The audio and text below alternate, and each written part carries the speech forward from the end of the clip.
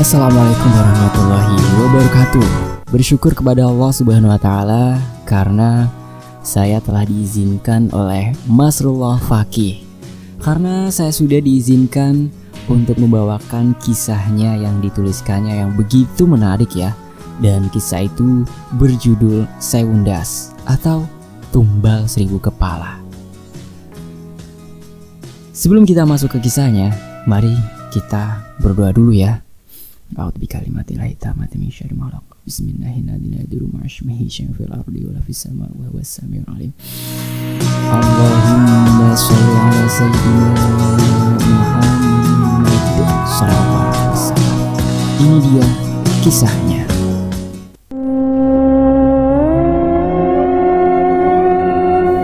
Assalamualaikum. Sebuah kisah nyata yang menginspirasi awal penulis menuangkan ke dalam tulisan. Meski dengan alur yang amburadul dan tulisan tak tersusun, jadi mohon maaf dan harap maklum ya. Sebab penulis ini bukan seorang author profesional, melainkan penulis amatiran. Begitu kata Masrullah Fakih. Dan mohon maaf jika ada kesamaan nama dan tempat. Sewundas, Tumbal Seribu Kepala. Tapi sebelum kita masuk ke kisahnya, mari kita berdoa dulu ya. A'udzu bikalimatillahit tammati min syarri ma khalaq. Bismillahirrahmanirrahim. Fil ardi wa fis samaa'i wa huwas samiul alim. Allahumma shalli ala sayyidina Muhammad sallallahu alaihi wasallam. Ini dia selengkapnya. Siang itu, senyum cerah nampak berkembang dari bibir seorang lelaki tua, Pak Solehan, atau yang biasa dipanggil Mbahan. Pasalnya, dirinya yang baru pulang dari pasar disambut rengekan manja cucu perempuan kesayangannya, Sasa. Gadis kecil yang baru akan menginjak kelas 2 sekolah dasar, tampak bergelayut pada kakungnya. Bukan tanpa maksud, sebab Mbahan tahu jika cucu satu-satunya sedang bermanja, sudah dipastikan ada maunya. Dan tepat ketika Mbahan mulai menanyakan keinginan dari cucunya, Sasa menjawab riang penuh antusias. Namun berbeda dengan Mbahan, wajah Mbahan berbeda dari biasanya kala mendengar keinginan dari Sasa. Kali ini Mbahan menunjukkan ekspresi tegang penuh kekhawatiran setelah mendengar keinginan sang cucu. Wi, apa nggak ada tempat lain selain berlibur ke bendungan itu? Tanya Mbahan pada Wiwi, ibu dari Sasa. Itu sudah program pak, jadi ya kita tinggal ikut. Lagian cuma sebentar, sore juga kita sudah pulang. Wiwi menjawab sambil mengemasi keperluan liburan kecil yang diadakan pihak sekolah Sasa. Tapi Wi, tempat itu ngeres, kamu ingat kan? Bagaimana dulu tempat itu? Bapak yang sudah merasakannya. Mbahan mencoba memberi penjelasan, namun sepertinya Wiwi tak menggubris. Ia masih terlihat serius mengecek perbekalan dalam tas yang akan dibawanya. Bapak takut Wi, kalau ingat dulu. Sudahlah pak, itu kan sudah puluhan tahun silam. Sekarang tempat itu sudah ramai, banyak dikunjungi orang. Apalagi ini hari Minggu, jadi bapak gak perlu khawatir. Saya sama Sasa gak sendiri, tapi satu kelas. Saud Wiwi memotong ucapan Mbahan. Saya juga sudah telepon Mas Zul dan mengizinkan, sambung Wiwi menjelaskan. Mbahan terdiam, matanya sayu menatap Sasa yang sedang membenarkan rambutnya dikepang 2. Ada kecemasan menyirat jelas di wajah Mbahan ketika Wiwi dan Sasa tetap memaksa ikut rekreasi di sebuah tempat yang menyimpan sejarah kelam baginya. Usahanya untuk mencegah tak membuahkan hasil. Meski sudah ia minta berulang-ulang, toh akhirnya Wiwi dan Sasa berangkat juga bersama rombongan anak-anak sekolah dasar tempat Sasa menimba ilmu. Ceria dan penuh kegembiraan, saat itu suasana perjalanan anak-anak sekolah dasar yang mengadakan sebuah acara akhir tahun, diiringi lagu-lagu riang. Bersama-sama mereka nyanyikan di dalam mobil bus 2 pintu berkapasitas 40-an orang yang akan membawa mereka pada sebuah bendungan raksasa untuk tujuan bertamasya. Wiwi yang duduk di jok tengah bersama Sasa sebentar menikmati suasana keceriaan bersama lainnya. Akan tetapi ketika bus yang sudah menempuh perjalanan 2 jam berbelok dan berhenti di parkiran, perasaan Wiwi mendadak berubah. Ia seperti merasakan satu sentakan kecemasan ketika baru melihat pintu masuk ke dalam bendungan. Sebentar Wiwi ragu untuk turun sebelum akhirnya dikalahkan tarikan dan rengekan Sasa. Wiwi melangkah pelan, menggandeng Sasa, melewati kerumunan ramai pengunjung dan penjual aneka mainan sebelum memasuki pintu loket. Jantung Wiwi semakin berdebar kencang setelah melewati pintu loket dan masuk ke dalam wahana bendungan yang sudah ramai pengunjung. Wiwi menatap sayu pada bangunan raksasa dengan puluhan pintu berjajar memanjang.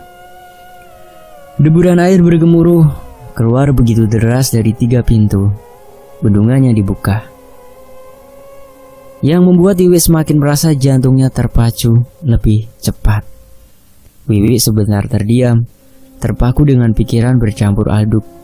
Ia berkali-kali mencoba menghilangkan kecemasan yang tiba-tiba menelusup tanpa tahu sebabnya. Namun semakin ia menekan, semakin kuat kecemasan itu menyusup.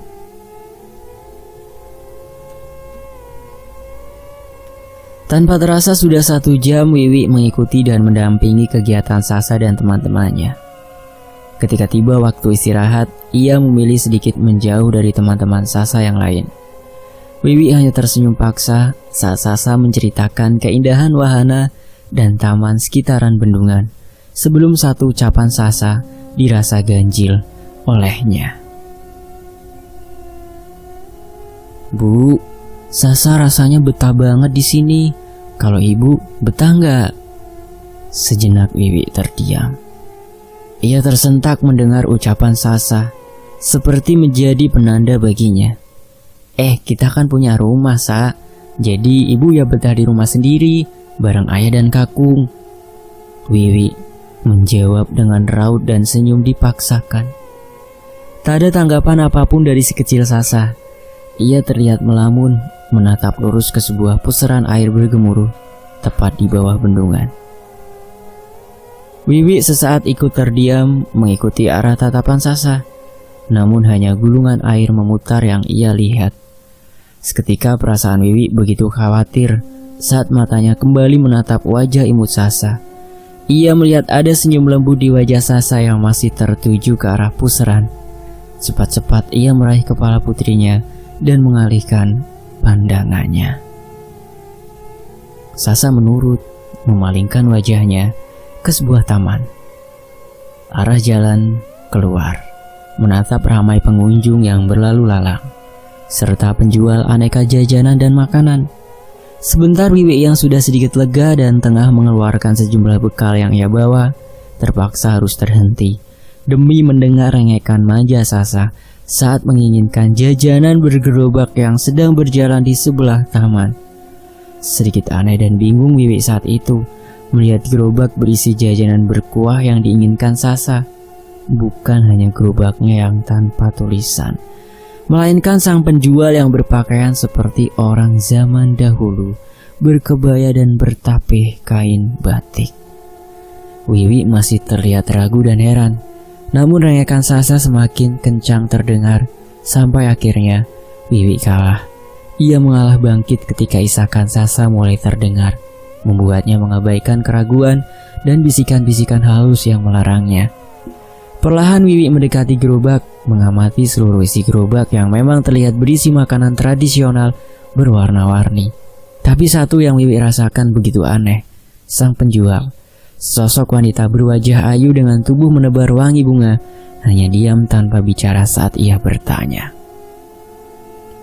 Sang penjual hanya terlihat sesekali mengangguk dan memberi isyarat dengan jempol tangan kanannya. Sebagai jawaban, membuat Wiwi semakin tak nyaman. Selagi Wiwi melihat dan memilih jajanan yang dirasa cocok dengan keinginan Sasa, tiba-tiba sang penjual mulai memasukkan beberapa jenis jajanan tradisional ke dalam sebuah mangkok. Wiwi yang awalnya bingung, seketika terjingkat kaget. Setelah tahu jajanan baru saja rampung diracik ia berikan pada putri kecilnya yang sudah berdiri di sampingnya tanpa Wiwi tahu kedatangannya. Gumam Sasa yang menerima semangkuk jajanan tradisional dan langsung menyuapkan ke dalam mulut kecilnya dengan sebuah sendok dari anyaman daun pisang. Wiwi yang saat itu melihat dengan jelas jajanan dalam mangkok dan tengah dimakan oleh putrinya, seketika terkejut dan hampir saja berteriak. Ia seolah tak percaya dengan apa yang dilihatnya ketika yang masuk ke dalam mulut putri kecilnya bukanlah cendol candil berkuah kental seperti layaknya, melainkan bola-bola mata masih berurat dan darah merah bercampur otak menjadi campurannya. Wiwi yang ngeri dengan isi dalam mangkok cepat-cepat merebut dari tangan Sasa, tapi setelah ia berhasil, mangkok itu ia lihat sudah dalam keadaan kosong, hanya terlihat bekas-bekas lendir darah bercampur urat-urat merah menempel pada dinding mangkok yang membuat Wiwi gemetar. Kepanikan sebentar kemudian menguasai Wiwi saat menyadari jika Sasa tak lagi berada di sampingnya. Bersamaan dengan hilangnya sang penjual, Wiwi berteriak, memanggil-manggil nama Sasa sembari mengedarkan pandangannya. Namun sampai beberapa saat lamanya, Wiwi tak mendapati sosok Sasa. Wiwi sudah tak mempedulikan tatapan orang-orang padanya. Bahkan setiap orang yang bertanya, ia seolah tak mendengar. Sampai akhirnya Wiwi mendengar jeritan-jeritan ketakutan dan teriakan histeris di sekitaran pusaran air. Baru saja Wiwi sampai di sekitar pusaran yang sudah banyak dikerumuni pengunjung, tiba-tiba saja tubuhnya direngkuh dan dipeluk dua orang perempuan. Sejenak Wiwi terdiam, bingung, dan heran mendapat pelukan erat disertai tangisan dari dua orang dikenalnya. Sebelum tahu penyebabnya, ia semakin terbengong saat mengedarkan mata dan melihat tatapan orang di sekelilingnya, seperti menyiratkan keprihatinan dan penuh rasa iba. Wiwi yang kembali sadar akan kejadian aneh dan hilangnya Sasa, sesaat bertanya-tanya pada beberapa orang yang ia kenal, tapi mereka hanya diam dan menunduk sebelum satu jawaban dari seorang yang masih memeluknya membuat tempat sekitarnya menjadi hening dan sunyi. Sasa, Sasa, nak, kamu di mana? Bergetar suara Wiwi memanggil-manggil nama Sasa, putrinya.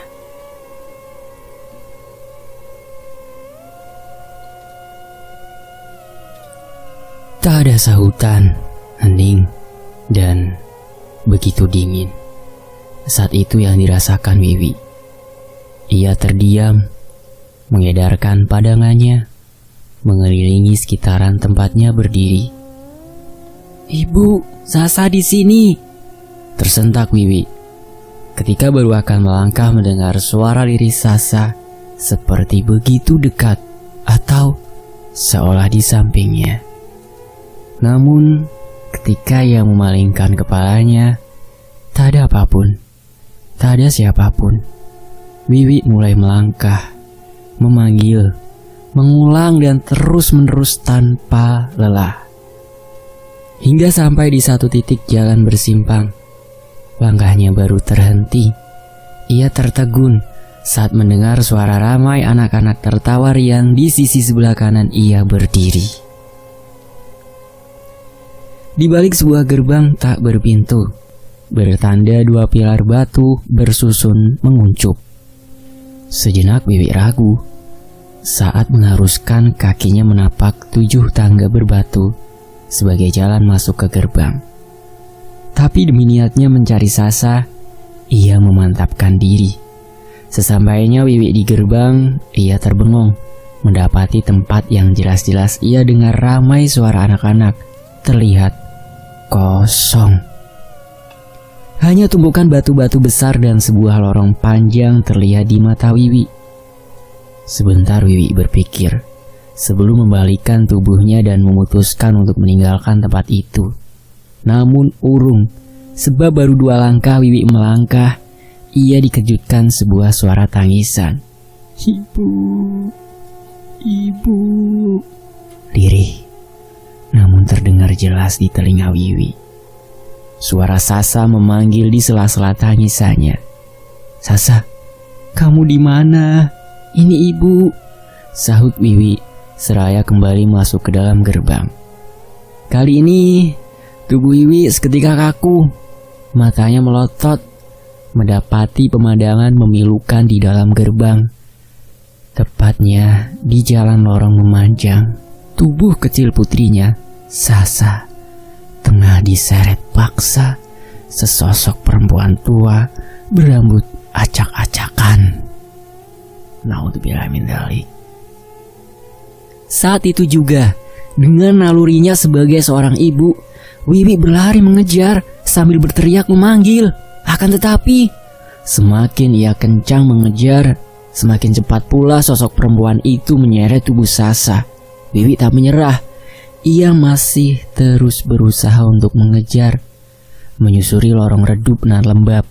Meski berkali-kali ia harus terjatuh, namun tak menyurutkan tekadnya. Sampai beberapa saat kemudian, Wiwi berhenti saat sosok tua dan putrinya, Sasa, berhenti di sebuah pintu besar penuh ukiran. Jerit histeris Wiwi spontan tak terbendung manakala mendapati kondisi Sasa berlumuran darah. Bahkan tubuh Wiwi menggigil dan jatuh tersimpuh melihat wajah Sasa yang sudah tak bermata. "Sasa!" Wiwi kembali menjerit histeris. Namun kali ini bukan kengerian wujud sosok wanita tua dan Sasa anak yang ia lihat, melainkan kerumunan orang yang sebagian ia kenal juga tengah menatapnya penuh kesedihan. "Ada apa? Di mana Sasa, Bu?" Wiwi yang baru tersadar terlihat bingung dan mencoba bertanya pada salah satu guru yang berada di sampingnya. Sang guru yang berkerudung hijau hanya menunduk sambil terisak. Bibirnya seolah terkunci untuk menjawab pertanyaan Wiwi. Sampai beberapa saat kemudian, suasana kembali riuh dengan suara dari beberapa lelaki berseragam menggunakan pengeras, disusul jeritan dan teriakan saat sebujur tubuh kecil membiru diangkat dari pusaran air yang memutar. Wiwi terpaku. Bibirnya bergetar, matanya tak berkedip menatap tubuh kecil yang basah kuyup dengan rambut terjuntai. Sekilas rasa tak percaya mengurat di wajahnya sebelum benar-benar melihat dengan jelas wajah pucat membiru yang sangat ia hafal. Tidak mungkin, gumam Wiwi lirih. Perlahan tubuhnya bangkit, mengabaikan rasa sakit dan lindu yang menderah, menolak beberapa tangan yang mencoba menahannya demi memastikan dan berharap jika apa yang ia lihat bukan suatu kenyataan.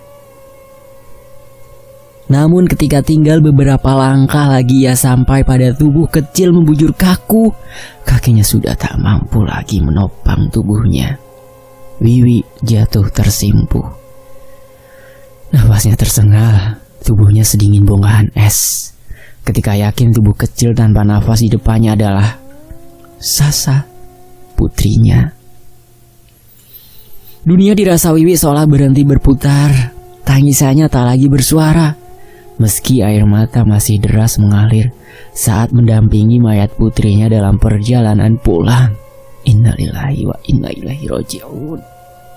Sesampainya di rumah, suara tangisan kembali pecah bersaut-sautan, menggambarkan duka mendalam dari semua keluarga, tetangga, kerabat, serta teman-temannya melihat tubuh kecil berwajah imut yang begitu ceria saat berangkat, namun kembali hanya tinggal nama dan tubuh yang membujur kaku, pucat, tak bernyawa. Wiwi yang sudah terkuras semuanya kembali menangis histeris sambil menghambur, memeluk kaki Bahan yang berdiri mematung di dalam ruang tamu. Berkali-kali di sela tangisannya ia meminta maaf, tapi tampak sekali wajah Bahan saat itu berbeda. Ia hanya diam. Tatapannya kosong tertuju pada tubuh pucat tak bernyawa, cucunya yang sedang dibopong masuk.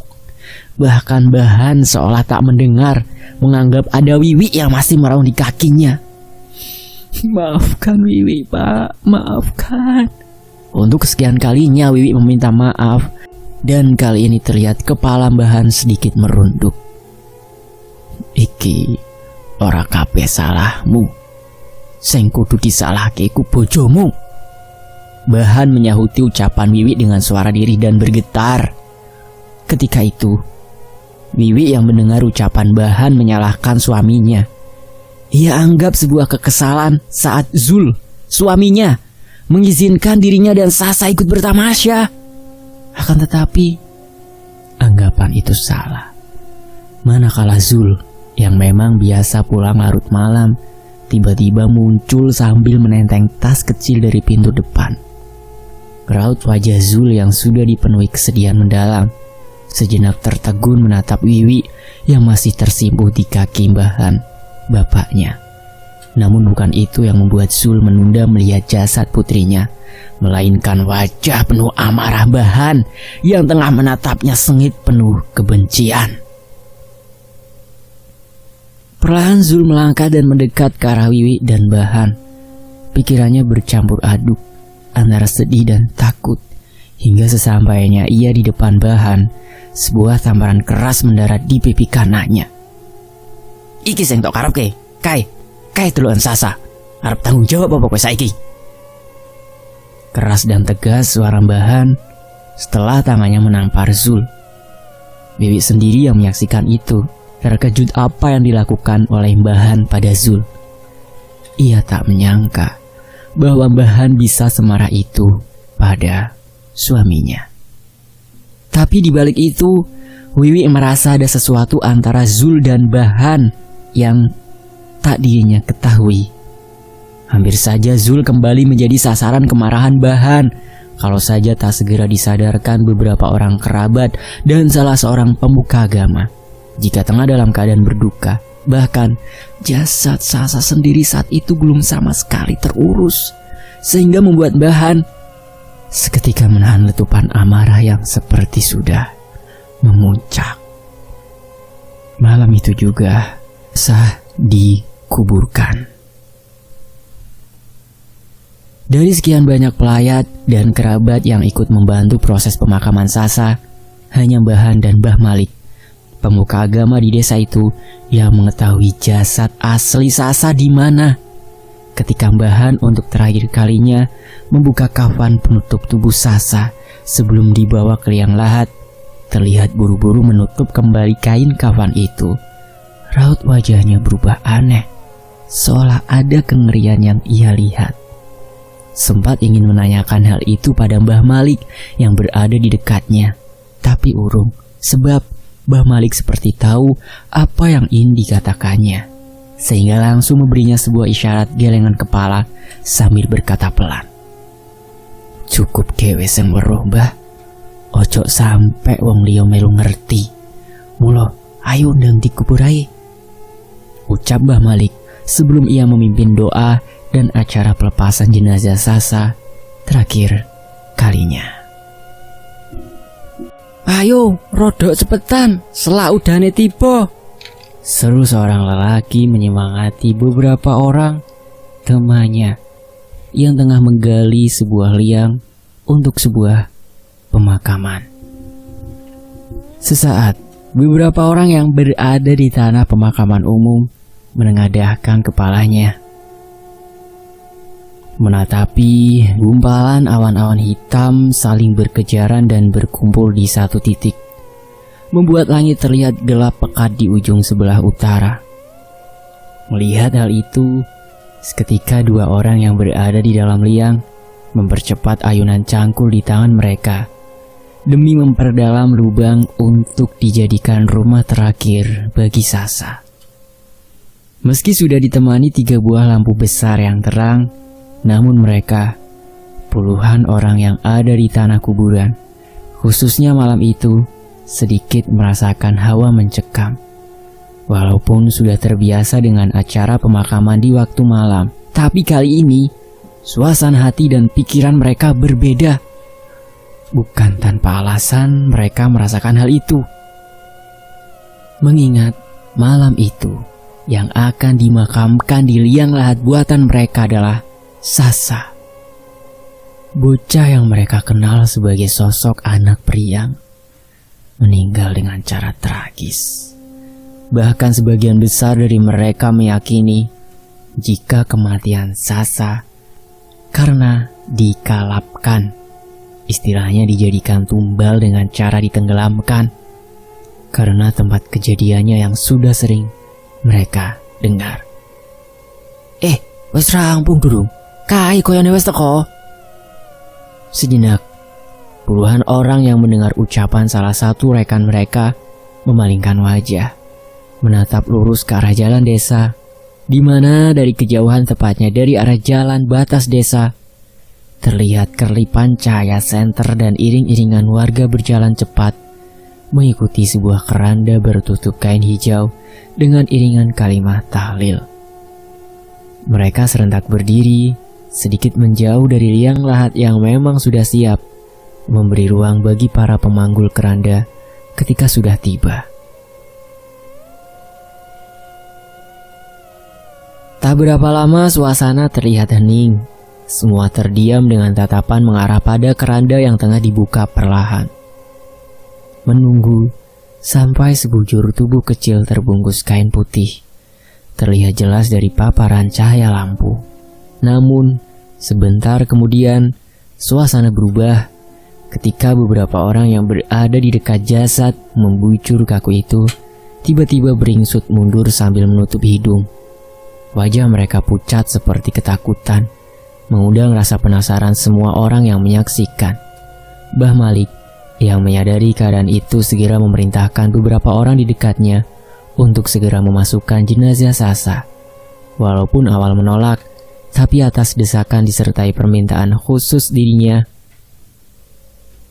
4 lelaki di sampingnya dengan terpaksa maju dan segera memasukkan jenazah ke liang lahat, bermodalkan kain-kain sarung untuk menutup penciuman mereka. Baru saja mereka selesai menimbun, membuat gundukan tanah bernisan kayu, rintik gerimis langsung menyambut, membuat Mbah Malik buru-buru membaca doa sebagai prosesi terakhir pemakaman Sasa. Wih, kamu yang sabar ya, yang kuat.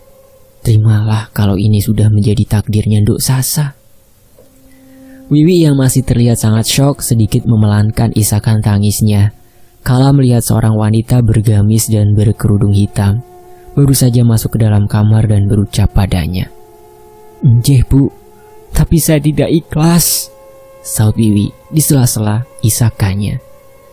Sang wanita bergamis hitam duduk di samping Wiwi, segera meraih kepala dan membenamkan ke dadanya, membiarkan Wiwi kembali menangis sambil mengungkapkan penyesalannya. Sementara semua mata beberapa wanita, kerabat dan tetangga Wiwi yang awal menemani melempar saling pandang melihat kejadian itu. Ada rasa sungkan dan tak enak yang tersirat pada wajah mereka setelah kedatangan wanita 50 tahunan namun masih terlihat ayu, sebab mereka tahu siapa sosok bergamis dan berkerudung hitam yang masih memeluk kepala Wiwi. Bukanlah wanita biasa layaknya mereka, melainkan seorang wanita yang terkenal dan disegani karena kekayaannya. Memang bukan hal aneh jika sosok yang biasa dipanggil Bu Hajah dia datang melayat ke rumah Wiwi. Bahkan bisa dikatakan satu keharusan, mengingat Zul, suami Wiwi, dan Wiwi sendiri begitu dekat dengannya. Bukan hanya karena Zul yang bekerja padanya, tapi semua kerabat dan warga kampung tahu jika selama ini Wiwi dan Sasa sudah dianggap seperti anak dan cucunya sendiri. Namun dari sekian banyak pasang mata yang mengenal dan menatap Bu Dia dengan tatapan segan penuh rasa hormat, ada satu pasang mata yang menorot tajam dan terlihat takut melihatnya. Sepasang mata itu adalah milik Mbah Han. Entah apa yang menjadi penyebab Bahan begitu terlihat cemas ketika melihat kedatangan Bu Diah. Bahkan dirinya memilih menyendiri ke belakang rumah saat tahu sosok Bu Diah ada di kamar Wiwi. Bahan terlihat duduk di teras belakang dengan wajah menggurat kegelisahan. Matanya menerawang jauh, menatap gelap malam berhawa dingin dan berhias rintik gerimis yang belum mereda. Seperti tengah membayangkan atau memutar kembali memori ingatannya di masa lalu. Masa-masa yang seharusnya sudah ia kubur dalam-dalam, tapi kini memaksanya untuk membongkar setelah kematian cucu kesayangannya. Tetapi nampaknya bukan hanya itu saja yang bakal menjadi beban dan ketakutannya, melainkan satu kejadian yang seketika membuat wajahnya berubah menegam. Bermula dari terdengarnya suara tangisan lirih dari sisi sebelah kanan, atau tepat di belakang sumur dan kamar mandi rumahnya. Awal Bahan tak menghiraukan tangisan yang lebih kepada sebuah suara rintihan. Ia beranggapan jika suara itu berasal dari keponakan atau pelayat lain yang memang pada saat itu masih sedikit ramai. Akan tetapi, ketika suara itu dirasa semakin jelas dan seperti mendekat ke arahnya, Bahan mulai merasakan hal lain. Apalagi suara yang lagi-lagi terdengar seperti begitu dekat di telinganya, jelas milik seorang anak kecil, membuatnya spontan terhenyak dan bangkit dari kursi plastik. Matanya sejenak mengedar, mengamati tiap-tiap sudut yang terpapar jangkauan cahaya lampu teras, mencari sumber suara. Lama Bahan tertahan, berdiri dalam kebisuan, tanpa tahu sumber suara yang masih terdengar. Sampai akhirnya, ia memutuskan untuk melangkahkan kakinya ke arah yang diyakininya. Namun, sesampainya ia di tempat itu, hanya keheningan dan gemericik tetesan air dari atap genteng kamar mandi yang terdengar. Selebihnya, suara yang sempat membuatnya merinding hilang. Setelah memastikan keadaan dan meyakinkan dirinya sendiri, Bahan berangsur meninggalkan tempat itu. Tapi kemudian urung, manakala tiba-tiba hidungnya tersapu satu aroma yang menyengat. Aroma yang sesaat membuat Bahan tertegun, berpikir dan mencoba mengingat, hingga saat sapuan aroma itu kembali menyusup ke rongga hidungnya. Bahan langsung terjingkat. Ia kini ingat betul jika aroma layaknya bangkai yang membusuk sudah 2 kali ia cium sebelumnya, yaitu saat ia membuka kain kafan Sasa dan saat pemakaman Sasa. Saat itu juga wajah Bahan pias memucat. Ia terbayang kembali satu kengerian yang hanya dirinya dan Mbah Malik lihat ketika membuka kain kafan Sasa, di mana bukan jasad cucunya terlihat oleh matanya, tapi seekor bangkai ular tak bermata yang menjadi penanda suatu pewadalan. Ya Allah, apa yang sudah terjadi? Apakah tak kuasa Bahan untuk meneruskan gumamannya? Ia memilih meninggalkan halaman belakang itu dengan cepat. Sekarang satu kejanggalan sudah terjawab, tapi kini muncul kembali dan ini sepertinya jauh ia rasakan lebih besar. Sebentar langkah Bahan terhenti di ruang keluarga, menajamkan pendengarannya pada sebuah kamar yang hanya berjarak beberapa langkah, seperti ingin memastikan meski pintu kamar sudah tertutup rapat. Namun, baru saja ia akan kembali melangkah, satu sapaan dari belakang menahannya. "Bapak!" Terkejut Bahan mendengar suara Zul yang tiba-tiba sudah di belakangnya. Tapi Bahan lebih terkejut lagi saat membalikkan tubuh, melihat sosok Bu Diah berada di samping Zul. "Ini Bu Diah mau pamitan sama Bapak." Bahan terdiam, mulutnya seolah terkunci. Meski ia melihat sosok anggun Bu Diah tersenyum padanya, tapi Dari balik senyum itu, Bahan seolah melihat satu kengerian yang menakutkan, hingga membuatnya cepat-cepat menunduk setelah mengangguk pelan. Dada Bahan bergemuruh, jantungnya berdegup kencang, mendapati aroma semerbak dari tubuh Bu Dia saat melewatinya dengan diam. Dan satu lagi yang membuat wajah Bahan mempias, seulas sungingan senyum yang masih menghias dari sudut bibir Bu Dia, seperti mengartikan sesuatu. Entah mengapa, setiap kali Bahan bertemu dan mencium aroma khas seperti bunga melati, selalu membuat darahnya berdesir kuat. Padahal, aroma wangi itu sudah ia lupakan puluhan tahun silam. Tepatnya saat Sanusi, sahabat sekaligus bosnya yang dulu meninggal. Tapi kini aroma itu kembali hadir. Kembali ia cium dari tubuh Bu Dia, yang memang satu kewajaran.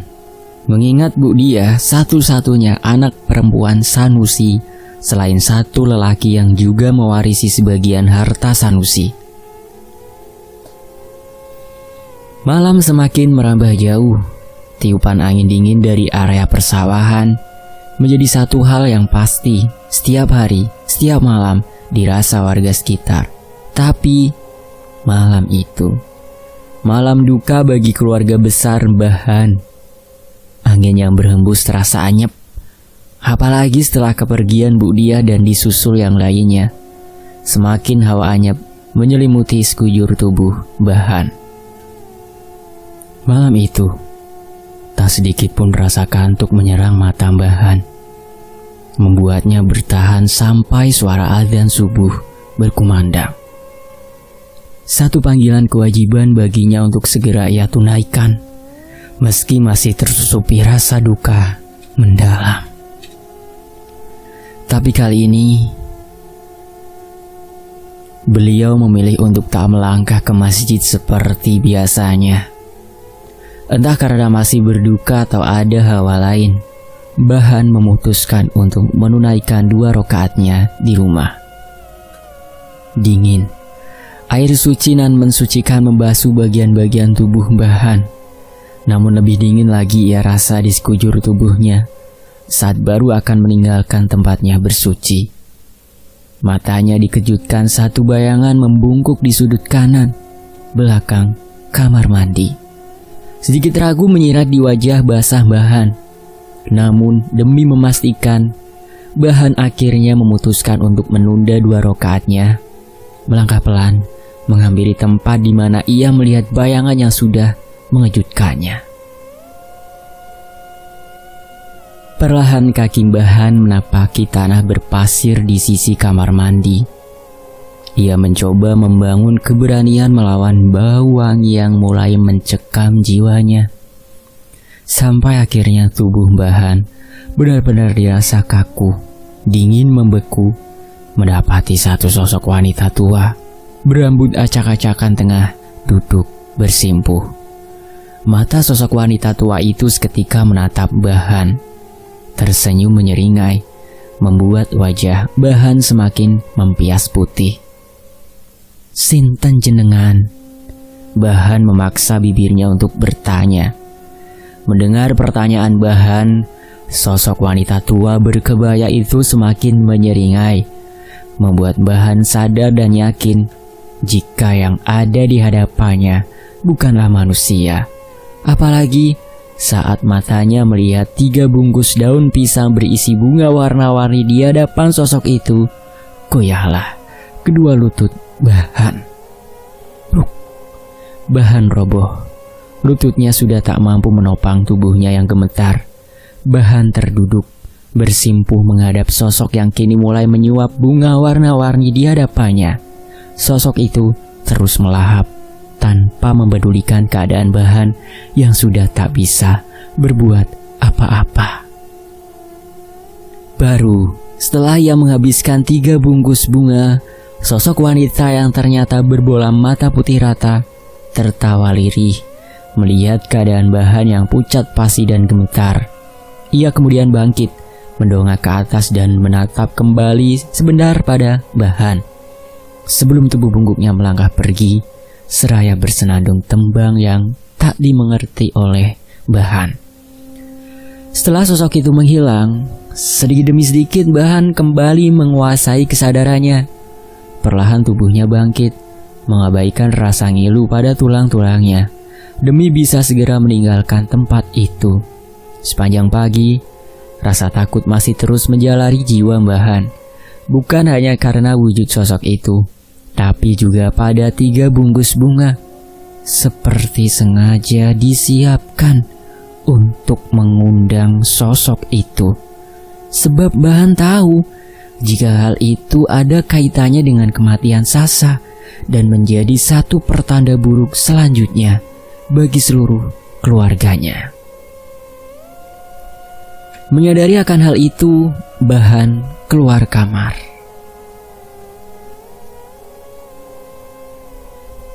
Beliau bergegas mencari keberadaan Zul, namun berkali-kali ia memanggil dan mencari di setiap sudut rumah.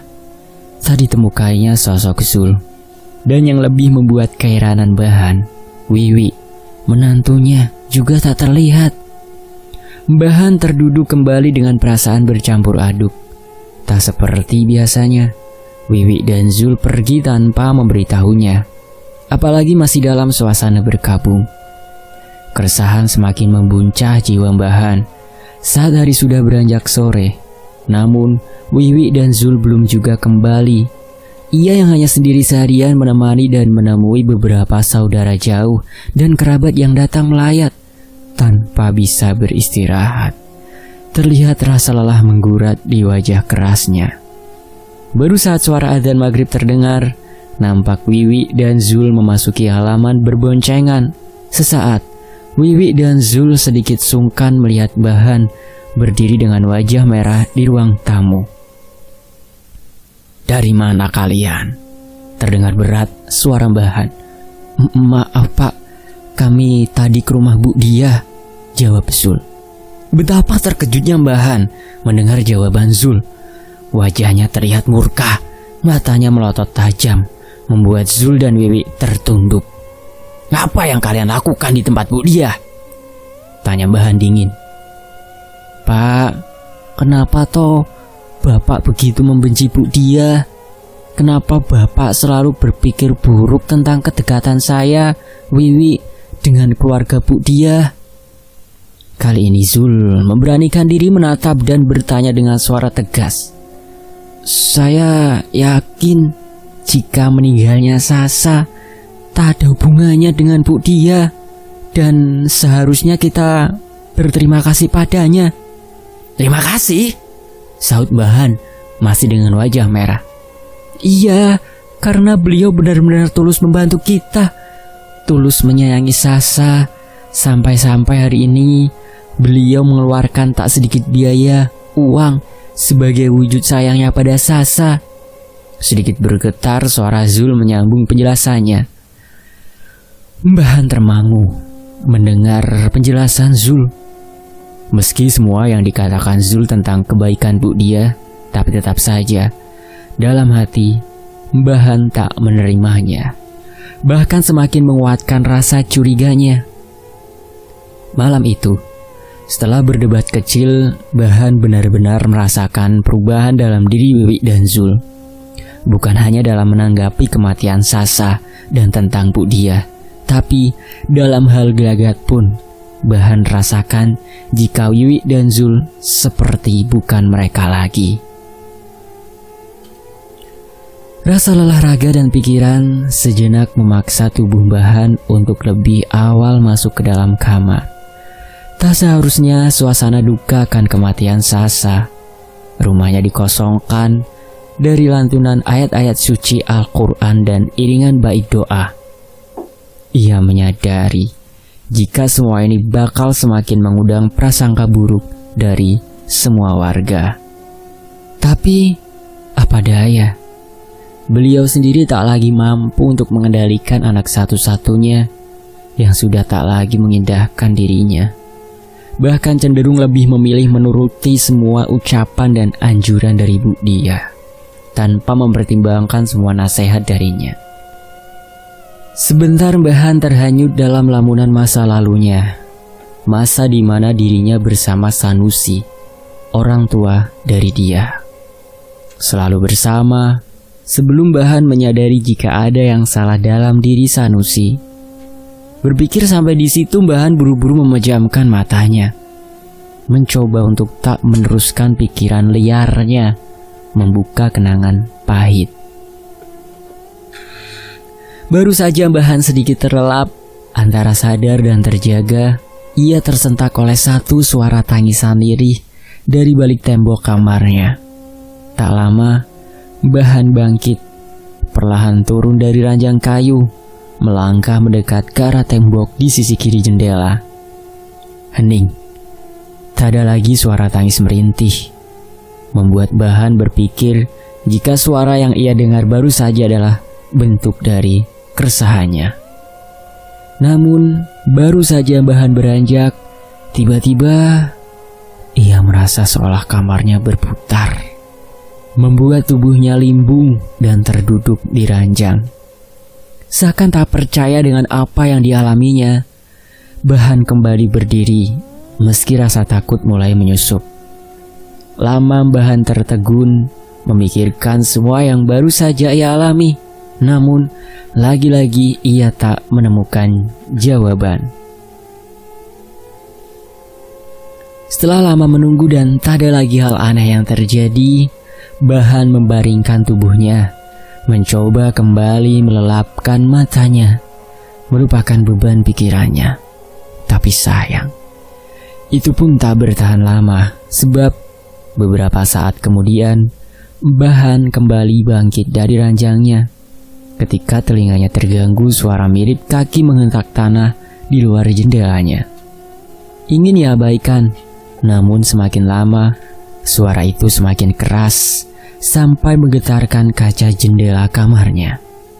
Kali ini, hal berbeda benar-benar dirasakan Mbah Han ketika ia mendekati jendela. Jika tadi hanya merasa penasaran dan sedikit takut, tapi sekarang Mbah Han merasa jantungnya seperti terpacu, berdegup tak beraturan.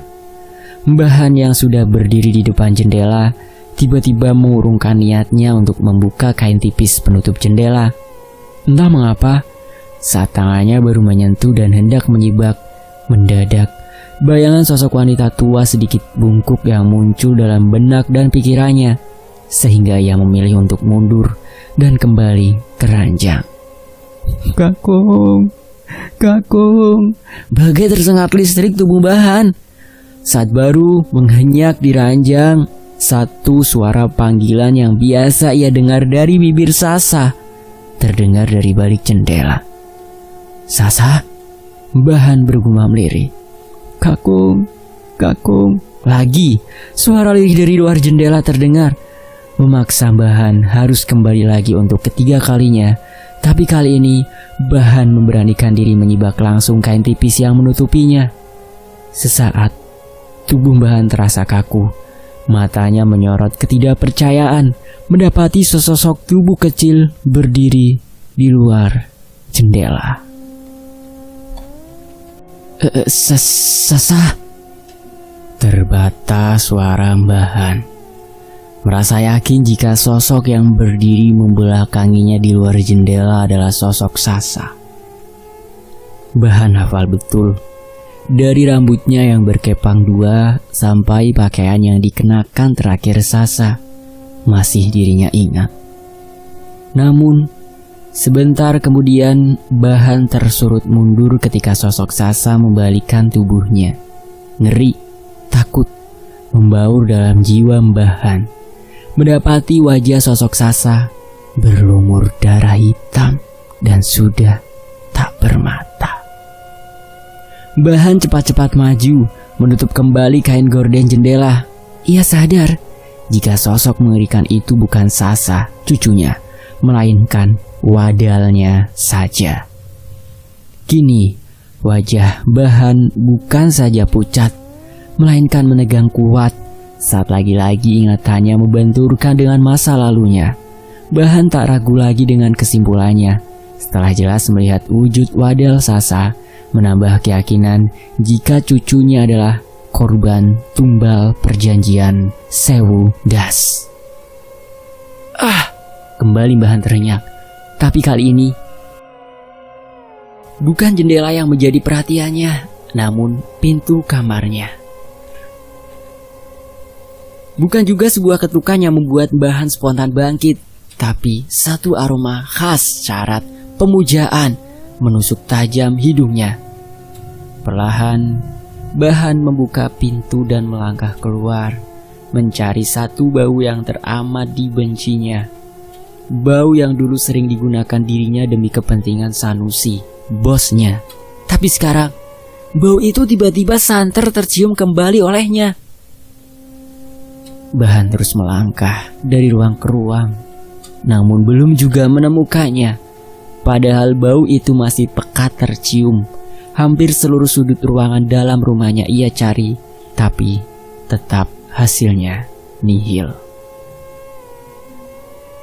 Entah mendapat keyakinan dari mana Bahan saat itu, ketika tiba-tiba kakinya seolah dituntun untuk menuju teras belakang, di mana ia sendiri sudah 2 kali mengalami hal ganjil menakutkan. Cahaya remang menjadi pemandangan awal Bahan di teras. Sebenarnya, hal itu sudah menjadi kebiasaan hampir seluruh teras di rumah-rumah penduduk, termasuk rumah Bahan sendiri. Tapi kali ini, cahaya remang itu dirasa lain olehnya. Lain, sebab dari keremangan itu mata Bahan menangkap asap-asap tipis melayang pelan.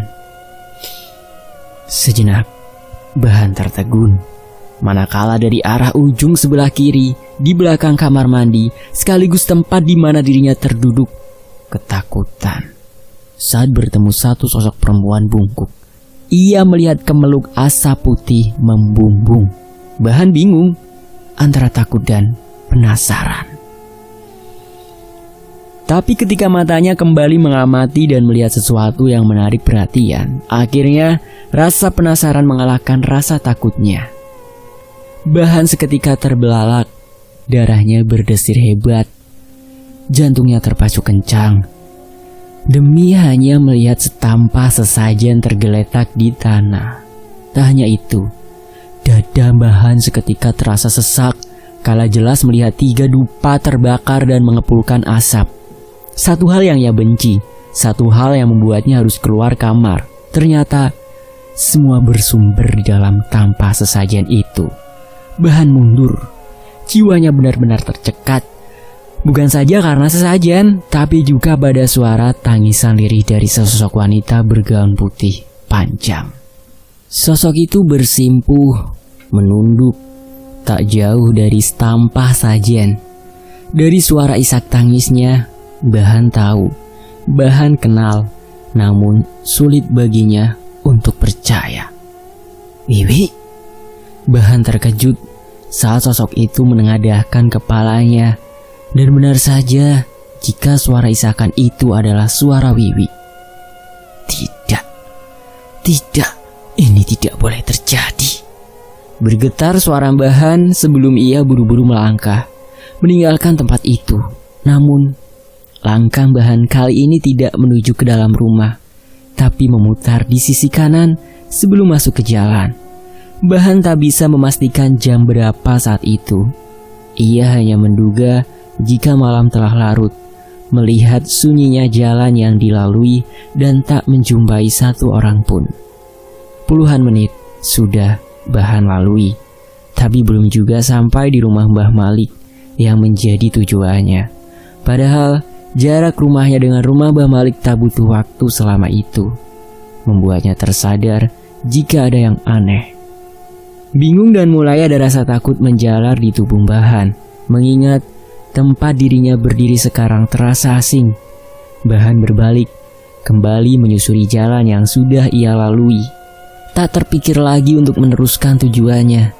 Ia lebih memilih untuk bisa keluar dari lingkaran hawa aneh saat itu. Setapak demi setapak bahan lalui, menajamkan mata, mengamati setiap detail jalan, berharap bisa sampai ke rumahnya. Namun, harapan bahan seakan tinggal harapan. Sampai tulang kakinya terasa ngilu. Ia tak menemukan persimpangan atau ujung jalan sama sekali. Bahan memutuskan berhenti sejenak. Di samping ingin melepas lelah, ia juga mencoba untuk berpikir tenang. Akan tetapi, tak berapa lama Bahan beristirahat, tiba-tiba saja dari belakangnya terdengar lantunan tembang lirih. Suara layaknya seorang sinden. Semakin lama semakin nyaring, membuat Bahan tercekat kuat. Kaki Bahan serasa lumpuh. Desiran darah tak lagi dirasa mengalir, membuat jantungnya seolah berhenti berdetak. Dalam ketidakberdayaannya, Bahan kini disuguhi sebuah tarian dari sesosok wanita muda bergaun putih panjang, dengan iringan geberincing rantai yang mengikat pergelangan tangan dan kaki. Wajah sosok wanita itu sama sekali tak menunjukkan rasa gembira ataupun keceriaan, sebagaimana layaknya seorang penari. Tapi lebih kepada rasa sedih mendalam terkandung di kelopak matanya. Sejenak, sosok itu melirik ke arah Bahan. Dari tatapannya menyirat sebuah penyesalan, meski Bahan tahu bisa menangkap arti dari lirikan itu. Bahan hanya bisa menggelengkan kepalanya pelan, seolah menjadi isyarat agar sang wanita muda tak meneruskan tariannya. "Ojo mbok terus kenduk," lemah suara Bahan di sela-sela tubuhnya yang mulai gemetar hebat.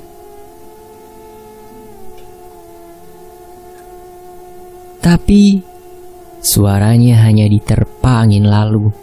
Sosok itu masih terus saja menari dan menari, sampai akhirnya suara ketukan keras bersahutan membuat kepala Bahan begitu berat, sebelum akhirnya semua terasa gelap menutup pandangan mata Bahan. "Mbah Kakung, Mbah Kakung, niki Bahan pun sadar." Suara girang dari seorang lelaki remaja pertama terdengar di telinga Bahan. Perlahan Bahan membuka matanya, meneruskan lenguhan dan erangan yang tadi membuat sang remaja, cucu Mbah Malik, berteriak. "Diminum dulu ini Bahan." Mbah Malik yang baru masuk ke dalam kamar menyodorkan segelas air putih. "Mbah Malik, tulungan Wiwi, tulungan." Bahan baru saja menghabiskan segelas air putih pemberian Mbah Malik, seketika panik, teringat akan kejadian yang dialaminya. "Sabar, tenang dhisik. Ada apa sama Wiwi?" Wiwi arep didadekne wadale dia." Bagaimana nasib dari Wiwi? Apakah sama dengan anaknya Sasa? Mari kita cari tahu di bagian berikutnya. Saya pamit undur diri. Apresiasi setinggi-tingginya buat Masrullah Fakih. Dan tentunya terima kasih banget nih buat teman-teman yang udah mau nyimak kisah ini. Sampai di sini dulu teman-teman. Nantikan bagian berikutnya secepatnya hanya di Fakta Sejarah. Wassalamualaikum warahmatullahi wabarakatuh.